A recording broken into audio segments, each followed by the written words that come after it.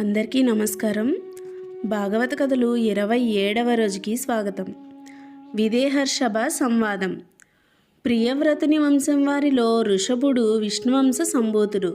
అతనికి 100 పుత్రులు. వారిలో భరతుడు సుప్రసిద్ధ నామధేయుడు. ఆయన వల్లనే ఈ దేశానికి భరతవర్షం అనే పేరు వచ్చింది. మిగిలిన వారిలో 90 నవభూఖండాలకు రాజులయ్యారు. 81 మంది బ్రాహ్మణ కార్యకలాపాలు చేపట్టి బ్రాహ్మణ జాతిగా మారారు. మరో 90 బ్రహ్మచారులై బ్రహ్మ విద్యందు నిష్ణాతులయ్యారు. వారు సమస్త లోకాలు నిరాటంకంగా సంచరిస్తూ ఒకనాడు విదేహరాజు యజ్ఞం చేస్తున్న యాగశాలకు వచ్చారు. రాజువారికి ఆతిథ్యం ఇచ్చి ఆసీనులను చేసి ఒక్కొక్కరిని ఒక్కొక్క ప్రశ్న అడిగాడు. వారి సంభాషణ ఇలా సాగింది. స్వామి, ఈ ఘోర సంసార సాగరాన్ని మానవులు ఎలా తరించగలరు అని విదేహరాజు అడగగా, కవి అనే బ్రహ్మవేత్త ఇంద్రియాలకు లోబడి కర్మ చేస్తూ ఉన్నంతవరకు భయభీతులై సంసారం ఎన్నటికీ తరించలేరు. సదా హరినామస్మరణ చేస్తూ హరికథలను వింటూ హరిధ్యానం, శ్రీహరి సేవ, శ్రీహరి భక్తుల సంగతిలో ఉంటే సంసారం తరించగలరు అని సమాధానం చెప్పాడు. రాజు సంతోషించి, రెండవ అతన్ని భాగవతులనగా ఎవరు, నాకు తెలియచెప్పండి అని అడిగాడు. దానికి హరి అనే భాగవతుడు సర్వభూతమయుడైన శ్రీహరిని తన ఆత్మయందు నిలుపుకొని వర్ణాశ్రమ ధర్మనిరతుడై హరి సర్వాత్మకుడు, సర్వప్రాప్తికరుడు అని విశ్వసించినవాడు భాగవతుడు. అట్టి భాగవతునికి హరి పాదపద్మం దర్శనం కాగానే ఆనంద పారవస్యం కలిగి తన్మయుడవుతాడు అని వివరించాడు.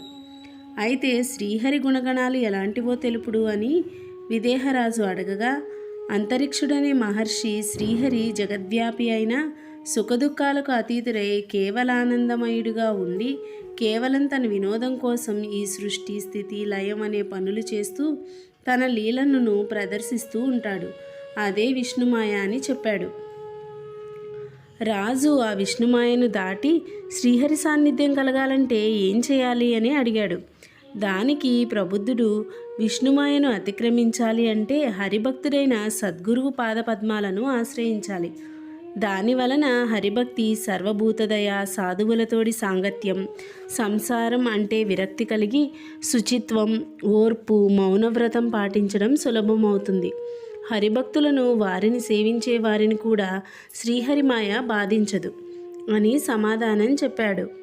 రాజు అతని మాటలను మెచ్చుకొని, భాగవతోత్తములారా, శ్రీహరి ప్రభావం ఎలాంటిదో వివరించండి అని అడిగాడు. దానికి పిప్పలాయనుడనే ఆయన జ్వాలలో అగ్ని ఇమిడి ఉన్నట్లుగా శ్రీమన్నారాయణుడు సృష్టి అంతా నిండి ఉంటాడు. అయినా జీవులకు ధర్మమైన వృద్ధి క్షయాలు ఆయనకు ఉండవు. సృష్టి, స్థితి, లయం అనే 3 ప్రక్రియలు త్రిమూర్తుల స్వరూపంలో చేస్తూ ఉన్నప్పటికీ ఆయన మూలస్వరూపుడై నిర్వికారంగా ఖ్యాతి రూపంలో ప్రకాశిస్తూనే ఉంటాడు. తననే ఆశ్రయించి శరణాగతి పొందిన భక్తులకు చిత్తవికారాలు తొలగించిన వారికి జ్ఞానప్రాప్తి కలిగేలా చేస్తాడు అని సమాధానం చెప్పాడు. అప్పుడు విదేహుడు, మానవులు ఏ ఏ కర్మలు ఆచరిస్తూ పాపాల నుండి విముక్తులై శ్రీహరి పాదపద్మాలను చేరుకోగలరో వివరించమని కోరాడు. రాజు ప్రశ్నకు సమాధానంగా హవిర్హోత్రుడనే ఋషి, రాజా, శ్రీహరి పాదపద్మములను ఆశ్రయించదలిచిన భక్తుడు శాస్త్రోక్త విధానం ప్రకారం శ్రీహరి పూజ నిత్యం చేస్తూ ఉండాలి. దినదినము నిర్మలోదకంతో స్నానం చేసి చిత్తాన్ని దృఢపరుచుకొని షోడశోపచార విధితో శ్రీహరిని ఆరాధిస్తూ ఉండాలి అని వివరించాడు. రాజు సంతోషించి, ఈశ్వరుడు ఏ ఏ ఘనకార్యాలు నిర్వహించాడో వివరించండి అని ప్రార్థించాడు.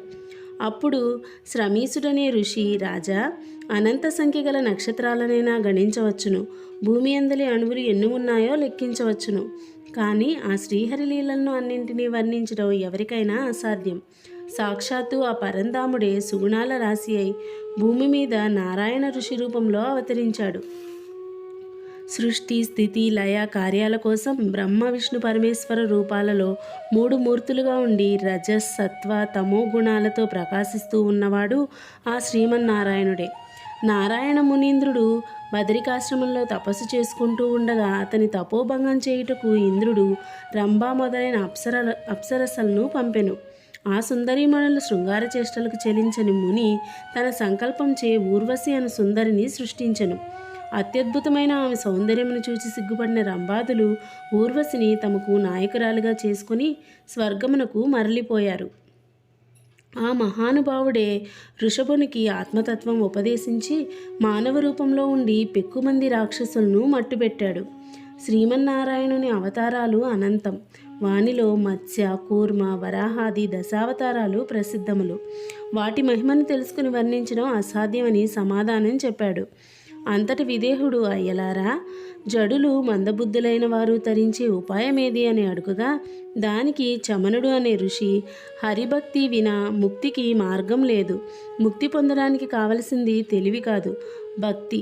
ఆ భక్తి లేని వారికి మిగతావి ఎన్ని ఉన్నా అధోగతి అవుతుంది అని వివరించాడు. పిమ్మట ఆ రాజు, విశ్వాత్మకుడైన శ్రీహరి ఏ ఏ యుగాల్లో ఏ ఏ రూపాలలో ధరించి ఉంటాడో చెప్పండి అని అడిగాడు. అప్పుడు కరభోజనుడు అనే ముని, రాజా విను. మొదటిదైన కృతయుగంలో విష్ణుమూర్తి శ్వేతవర్ణుడై చతుర్భుజములతో ముని రూపంలో ఉంటాడు.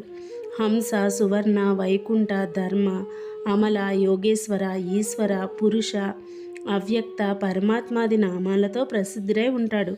త్రేతాయుగంలో రక్తవర్ణుడై చతుర్బాహుడై వేదత్రయ రూపుడై సోమయాజి రూపంలో ఉంటాడు. అతనికి విష్ణు, యజ్ఞ, పృశ్నిగర్భ, సర్వదేవ, ఉరుక్రమ, వృషాకప్పి, జయంతాది నామధేయాలు ప్రసిద్ధాలై ఉంటాయి. ద్వాపరయుగంలో శ్యామల వర్ణధారుడై పీతాంబరుడై ఉంటాడు. మామూలు మానవుల వలె 2 చేతులు కలిగి శ్రీవత్సం, కౌస్తుభం, వనమాలికాధారి అయి మహారాజు వలె ఉండి రాజుల రూపంలో ఉన్న రాక్షసులను సంహరిస్తాడు. అతనికి జనార్దనుడు, వాసుదేవుడు, సంకర్షణుడు, ప్రద్యుమ్నుడు, అనిరుద్ధుడు అని పేర్లు ప్రసిద్ధాలై ఉంటాయి. ఇక కలియుగంలో కృష్ణవర్ణుడుగా ఉంటాడు. అందరూ ఆయన్ను హరి, రామ, నారాయణ, నృసింహాది నామాలతో స్తుతిస్తూ ధ్యానిస్తూ ఉంటారు. పుణ్యనదుల్లోనూ తీర్థముల్లోనూ స్నానమాచరించి తర్పణాదులు చేసి విష్ణు పూజ కావించే వారికి విష్ణుపదం పొందడం అతి సులభం అని వివరించాడు. ఈ విధంగా ఆ మునులు రాజు అడిగిన ప్రశ్నలన్నింటికీ సదుత్తరాలు ఇచ్చి అంతర్ధానం అయ్యారు. విదేహరాజు వారి ఉపదేశమును పాటించి జ్ఞాననిష్ఠుడై పరమపదమును పొందాడు. ఈ విధంగా వసుదేవునికి విష్ణు మహిమను వివరించి నారద మహర్షి తన ఇచ్చ వచ్చినట్లు వెళ్ళిపోయినాడు. దేవకీ వసుదేవులు శ్రీకృష్ణుని కుమారుడుగా కాక మహావిష్ణువు అవతారముగా భావించి నిత్యం ధ్యానిస్తూ ముముక్షువులై తరించారు. రేపటి కథలో బ్రహ్మాది దేవతలు ద్వారకకు వచ్చటం గురించి, శ్రీకృష్ణ బలరాముల వైకుంఠ ప్రవేశం గురించి తెలుసుకుందాం. ధన్యవాదాలు.